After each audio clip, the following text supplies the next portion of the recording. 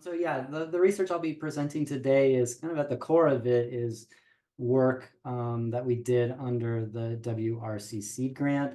But I wanted to give you a little bit of first, let me just switch slides, a little bit of background into drone use in ecology, jump into some really specific methods that we developed during this seed grant. And then hopefully I'll have a good amount of time to tell you all how we're using that seed grant funding in our current work and future work that builds off of the methods that we developed here, i.e. the point of a seed grant. So the first one, background. Second one, how did I spend their money? And two, how did I use their money to leverage to get preliminary data? I don't go anywhere. I have not gotten anywhere without my lab, and I want to highlight these hardworking people first. My co-author here, I think he's on the call, Danny Auerbach. You can see him flying the drone there in the picture on the far left. The core of this work is his work as his PhD student, and then as a PhD student, and now as a postdoc. Under this grant, we worked with two undergrads, Briley and Joe there, again on the left, mostly in the Wenatchee River, actually all of it in the Wenatchee River, and then a whole bunch of time analyzing that data back here in an office. Postdoc Amanda Stahl, she's mostly working not in the water, but in the riparian area, but we've developed a lot of these methods and these approaches together. And then at the end, I'll tell you some new work that Jared Steve is working on as a master's student here that's expanding what we've done during this seed grant. I also can't go anywhere without the people who funded the research, my own institution, the WRC, but also our really close collaborators. In each of the projects that I'll present today, it really has depended on the groups that we work with. USGS, being one of them, the two state agencies of Idaho Fish and Game and WDFW worked a lot with them and kind of at the core of this out of the Wenatchee office. Two tribes that we've worked with and are currently working with, the Nez Perce and the Kalispel up there on Lake Pend Oreille.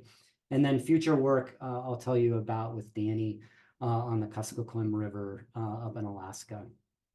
And then finally, we're doing some work with AI, and we're leaning on Microsoft and Labelbox for their tools, and they've just been great collaborators and teaching us how to use those tools and learning with us on how to apply them in this kind of resource agency context or resource context.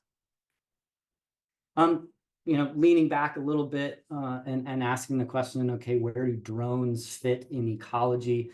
And when I say ecology, I also include kind of geomorphology, hydrology, perhaps engineering, and you'll see I'll start really broad, and then we'll start focusing in on really just the fluvial part or rivers. And we are saying, drones are really creating a new space in ecology for studying larger extents than a field survey, but and certainly smaller than satellites, but at a higher resolution. Here is a little graph that we put together in a review paper that my lab and I are writing. Is extent is on the bottom, so how big is the survey area is on the x-axis, and the y-axis is the grain, the resolution.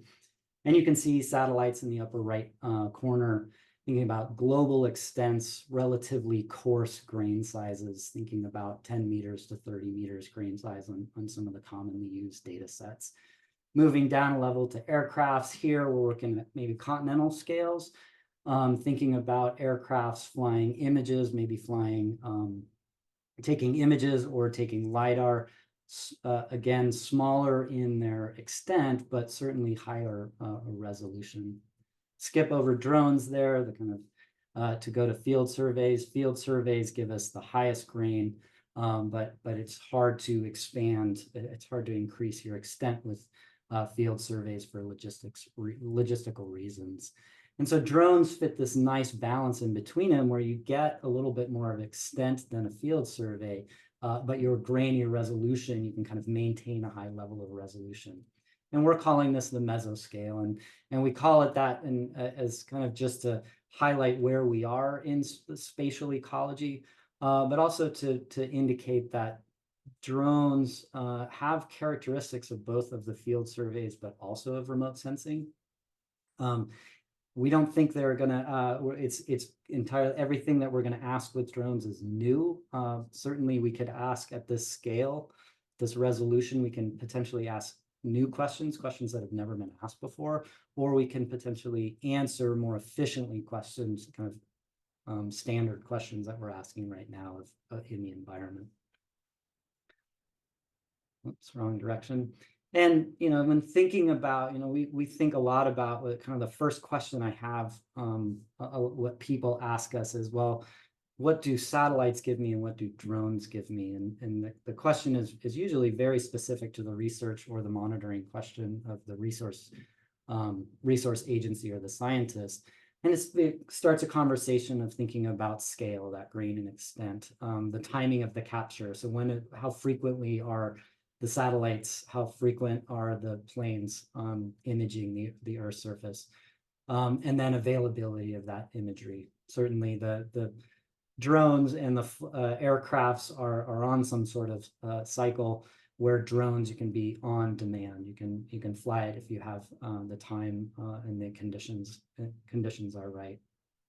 The other comparison that we also get is, well, how could drones replace ground surveys, and what are the pros and cons between these two survey methods? We don't actually think that it's a replacement. We think it augments the suite of tools that are available to monitor and to research in the environment. And this is Danny and I's table in a paper that came out last year, and thinking about surveying REDS. What are the benefits of RPVs, drones, versus ground surveys in terms of bias, in terms of safety, in terms of cost. And really what it comes down to is asking the questions, looking at this table and thinking about what is the specific research objective. Are drone data the right data to collect, or could it be more efficiently or more accurately answered with the other forms of data that we commonly collect? Part of that research, part of that review paper that we did, we selected probably 1,500 different papers. We whittled it down to about 350 papers. And we started to ask questions about how how researchers from peer-reviewed literature, how are they using drones in ecology? So year of publication on the x-axis, on the y-axis is the number of publications. And this is just an example of how we coded it. There's 3 codes here. The blue line being they're using drones in an ecological context, but really the conclusions of findings are really focused on the technical aspects of drones. How accurate are the data? Can we answer the question? But not necessarily asking and answering the question. So kind of building the technology.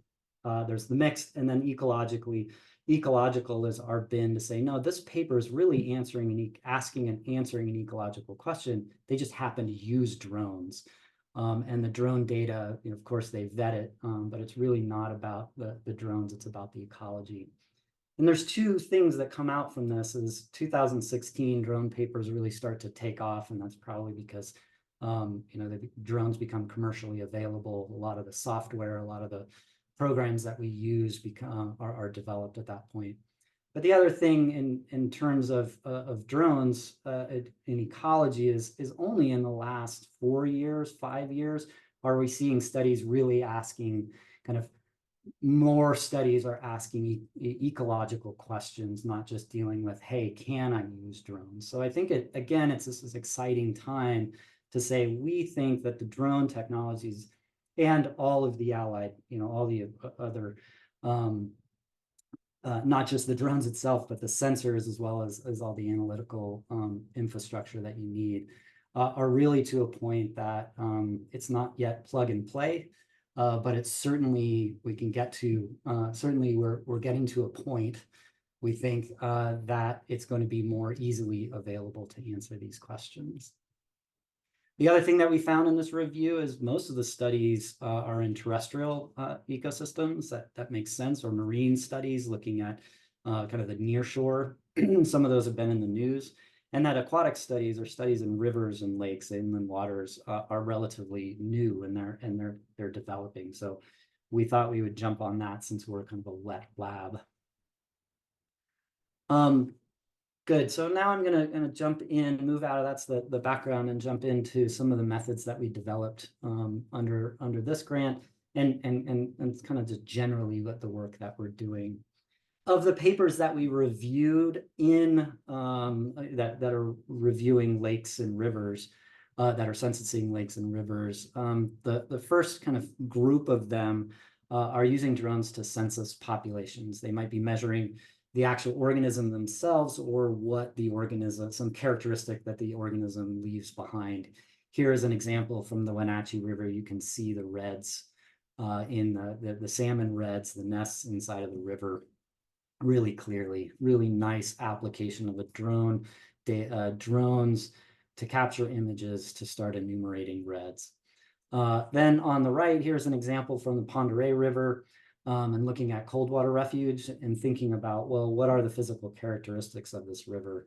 I've inset there a temperature, a temperature map that we took with drones. So it's not just the RGB or the image, but you also get the thermal band. It tells you something about the water surface temperature there.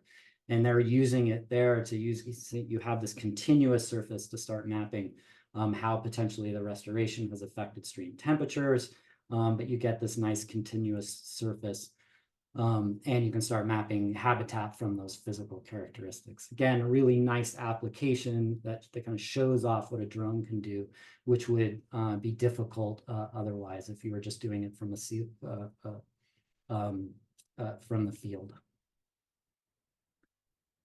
Yeah, so in general, we think that drone-based sensing can really broaden the range of environmental variables that we can measure out in the field. You get thermal, you can get this continuous measurement of each one of these.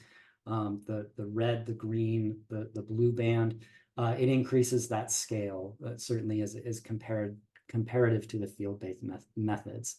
And in many cases, not all cases, we think it could lead to efficiencies in monitoring and evaluation of the environment. Get a drone up there, take some pictures, collect some data, and then move away to your next site, rather than having to get potentially into the water or something more complicated. And then ultimately, all of those would improve our understanding of ecosystems, be it an applied, a basic, or in a monitoring context. And as I showed from that graph earlier, really that data capture, all of those tools, we need to develop them, we need to validate them, and we need to refine them. And it's kind of at the early stages of those, particularly for the fluvial studies. I put this slide up here specifically to remind myself that even though we did the specific work that I'm about to show you about velocity, temperature, grain size distribution, and depth, we, in order to fly drones and answer questions in ecology, you have to learn a lot about these kind of three allied areas of knowledge. One being ecology and balancing grain and extent and how frequently you need to measure. One being sensing of the environment.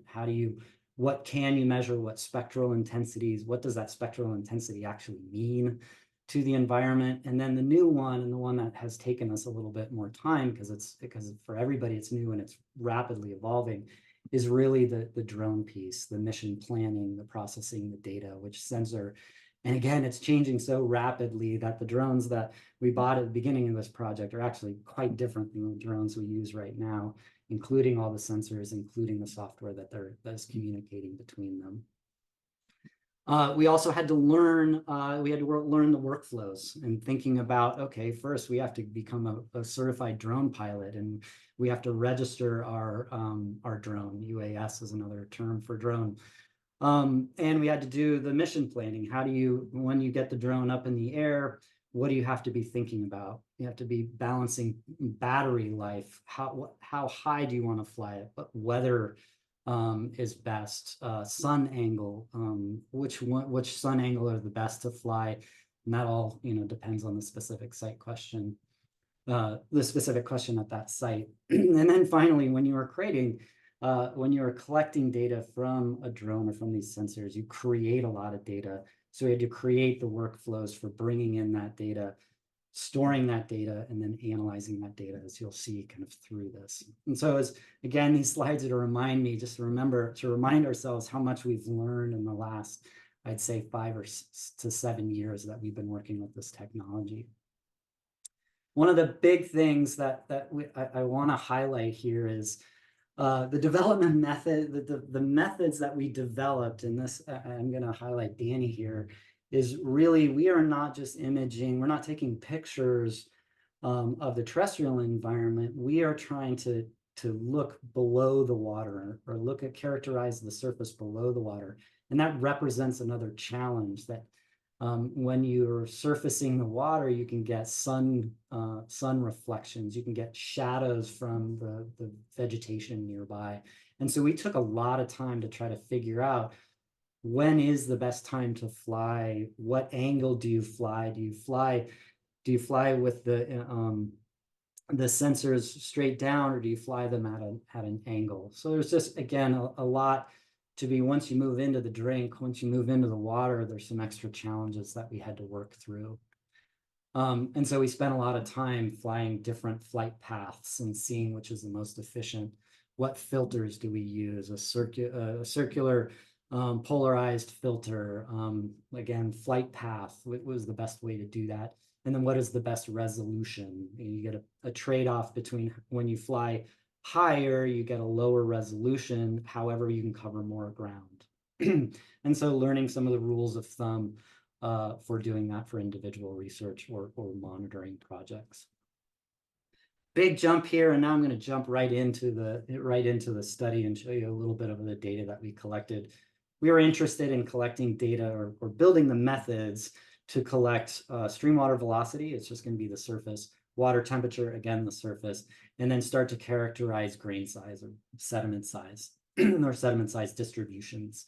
And all of these, some of them were on land for the grain size, but most of this is in the water, which adds this extra challenge.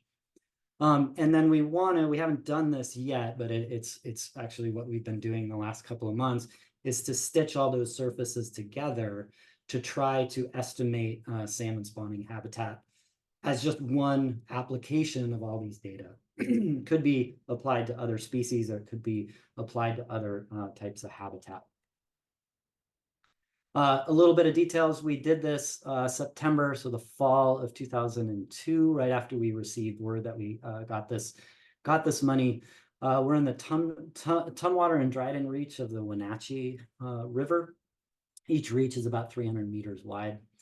We fly a DJI Matrix 300 with an RTK, so we don't have to deal too much with registration, ground registration. We have a 45 megapixel camera on there, and then we have another sensor for thermal. In other data sets that I'll show you, we also now have LiDAR and multispectral that we're flying. Our design, we just have two, again, this is just a seed grant, so we're just learning the methodologies here. We have 2 stream reaches.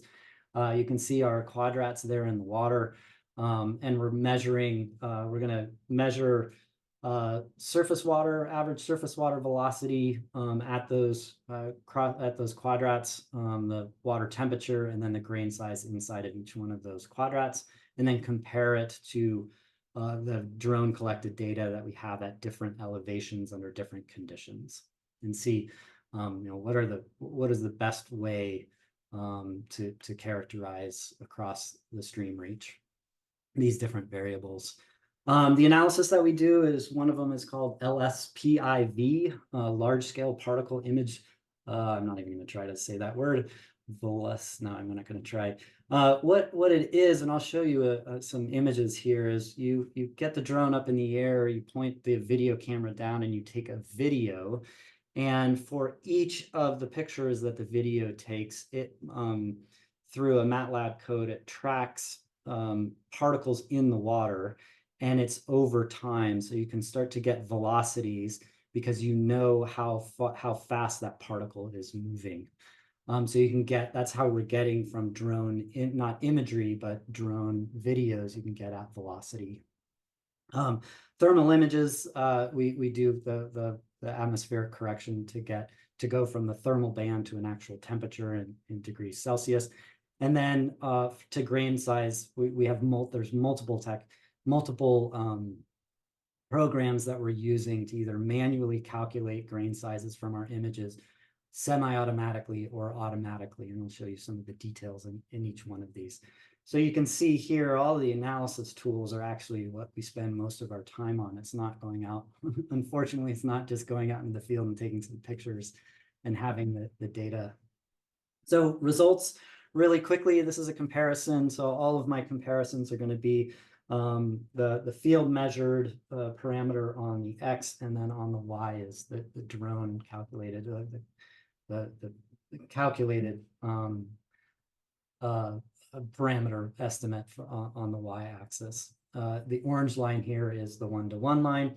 And you can see we still have a little bit of work to do, but we do have a strong relationship between the LSPIV velocity and the field velocity. We're just learned recently why we think the value is it's a good as the measured velocity increases, our LSPIV value increases, and it's just a little bit lower than that one-to-one line, and we have a good idea why that is happening. And so we're working on the details here of how to improve this.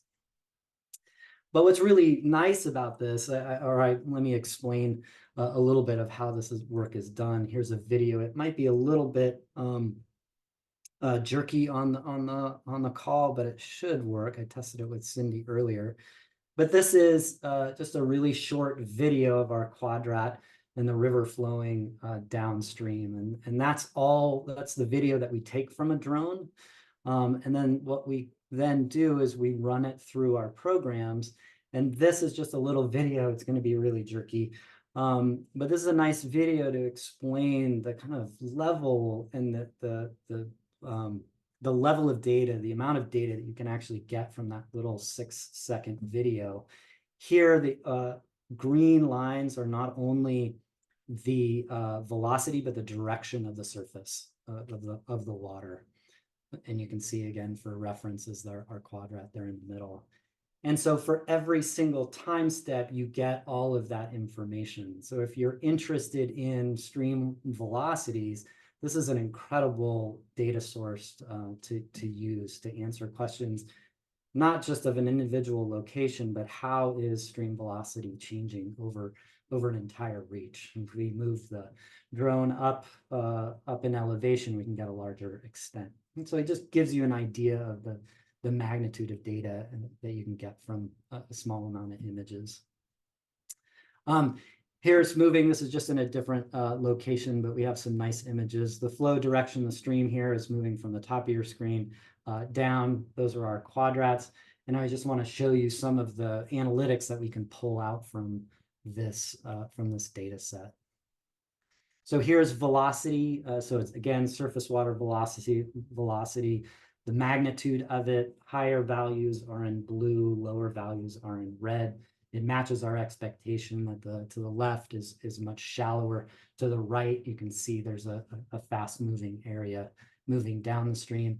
Those little black dots on the screen are actually telling you the direction of the flow, which is really nice. Particularly, you can be thinking about fish surveys, you could be thinking about geomorphology, you could be thinking about engineering applications for this data.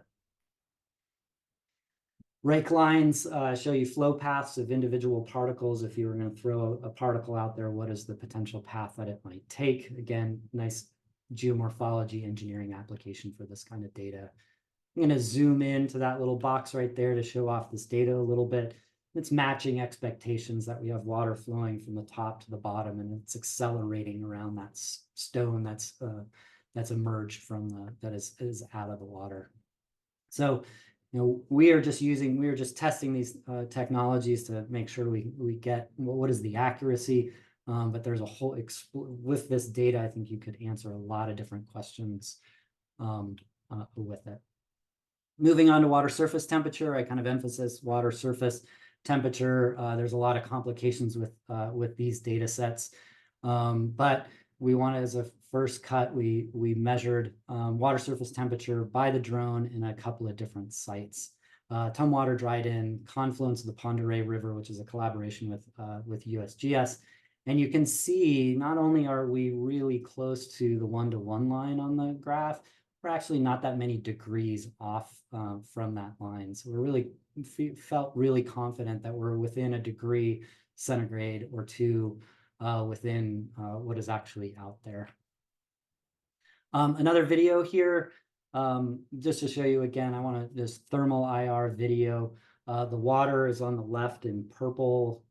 There's land, and you can see the trees moving that are on the right.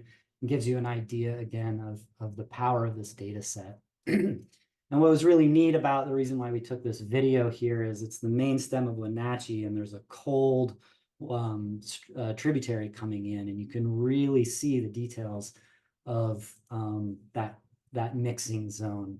It would be challenging to get this level of detail, the spatial level of detail with any technology except for a drone. So I wanted to highlight the uniqueness of this data set to get that information. You can actually see the plumes of mixing cool water and warm water. Certainly important for thinking about fish and water temperature.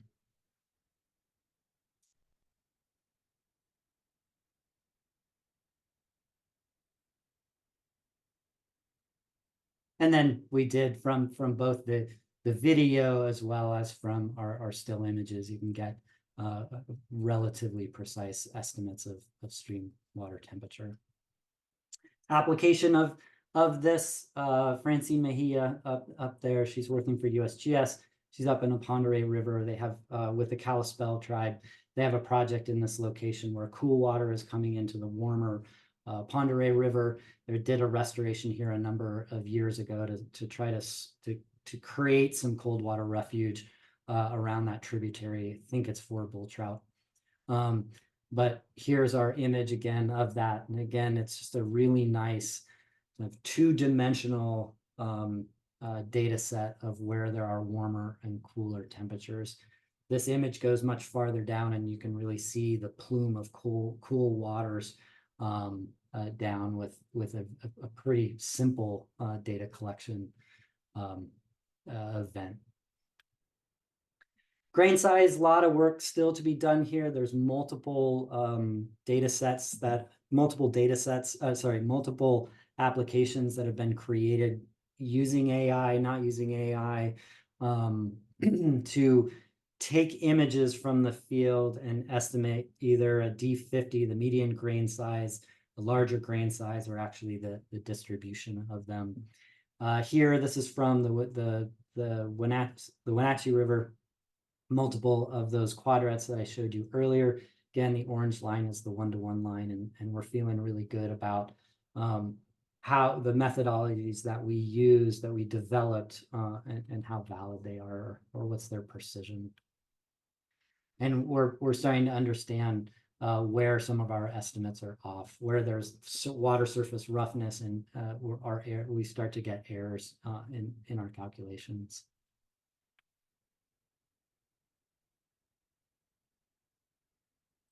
Goes, hopefully it doesn't go again.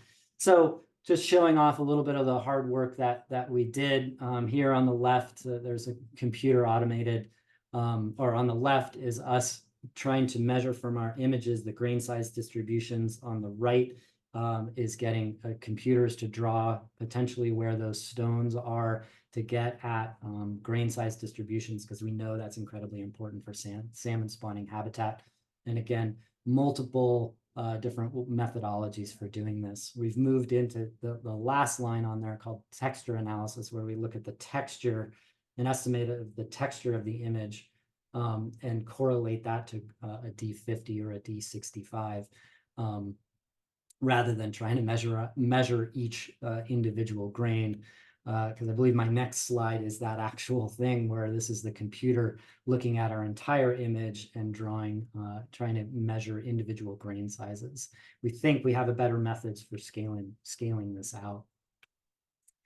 So this is some of Jared's work out on the Clearwater, down in the lower Clearwater. where he's looking at image texture and correlating with the measured grain size out in the field. And we're starting to get more confident that we can use some of this image analysis to get at rough estimates of a D50 or something that is important for salmon spawning habitat.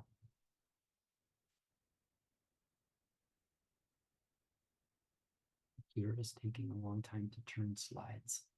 There we go. And so here, just wanted to highlight, we're not just getting the grain size distribution in this and maybe what you would want for fluvial geomorphology. We're going to try to get at the grain size, a D max, that is related to specifically to what a salmon could actually spawn in. And here you can see from the right, where you have deeper water, you can see larger grain sizes. And as you move to the left of your screen, those grain sizes get smaller. And for habitat mapping, that's perhaps this D50 or this D max is all you need. You don't need the whole distribution. And then work that we haven't done yet, but it's getting close, is actually stitching all of these layers together to try to estimate over kind of a relatively large reach to actually sections of river. How could we map, stitch these all together to map habitat? In our case, we're thinking about spawning habitat.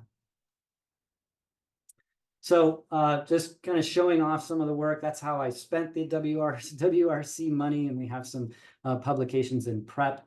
And now it's current and future directions that Danny and I are working on, Jared and I are working on, actually all of us are all working on together. I'm going to take us to a whole bunch of images from Alaska so you can see the abundance of sockeye salmon here on the pictures on the right. And the question we really wanted to ask here was, how do we take these kind of research scale methodologies that are kind of intensive, kind of research intensive, and how do we expand them to larger areas, to scales that are relevant to actually the management of these resources? The use cases that we're thinking about are red counts, fish counts, so individual fish counts, and of course habitat. And the challenges that we're running into, or the challenges that are the fun part of this, is we have to change how we plan our drone missions. We have to deal with big data, and it's great to have all that data, but we have to start using some other tools, not just us looking at a whole bunch of images, because it's kind of impossible and you might go cross-eyed doing it. And then we have to start changing our methods. So we have to, our analysis has to scale with the data that we're collecting. And that's why we've moved, I'll show you some examples of that, and how we've moved to start to think about AI and the application of AI here. Give you an example of a crazy flight that Danny flew up on the Yankee Fork, the Salmon River in Idaho, 32 kilometers, 20 miles of river. The drone is on autopilot, and he is not driving, somebody else is driving, and he's in the passenger seat, watching the drone. So he always keeps the drone in sight. And they're driving down the river, the road next to the river, and they're collecting 20 miles of a river, of 20 miles of imagery of the Yankee Fork River. And that data set can be used for a lot of different things: habitat mapping in the water, riparian habitat mapping, counting reds, potentially counting fish. And then the other thing that we're dealing with is it's such a large data set. We have to stitch all those images together and then begin a kind of create a new set of methods for analyzing such a large data set. So again, we're just trying to get these methods out to a scale that's reasonable.